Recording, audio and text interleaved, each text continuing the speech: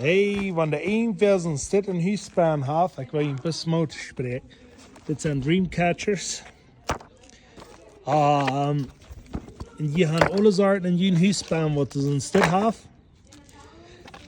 Laat me dit zijn.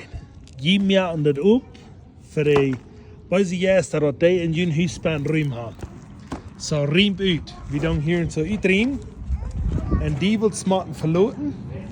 En dit wordt een zegen van God zijn. Zo, kijk maar wat hier passiert net. Dit is wat we worden vangen om uit te reinigen. Alles wat de duivels hebben, kunt zich tussen maken. Dat mag verloten. Dit zijn Indiërs wat dit doen. Dan doen die dit zijn. Dit is meer als een dreamcatcher. En dat is de droom geven.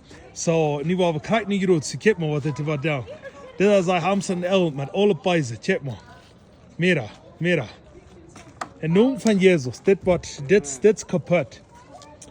Jeder duivel, die kan nog... Kijk, wow.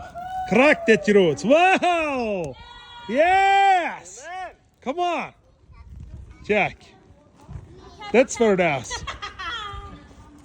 In naam van Jezus, dit zag je in de apostelgeschichte, die verbranden alle hakserieën, de beker, alles wat we hebben, dat we een duizenden dollar. Weet je wat, dit zijn dieren dingen. Maar weet je wat, die dieren dingen als het niet weet, im huis te gaan, want dat dien leven destroyen dat.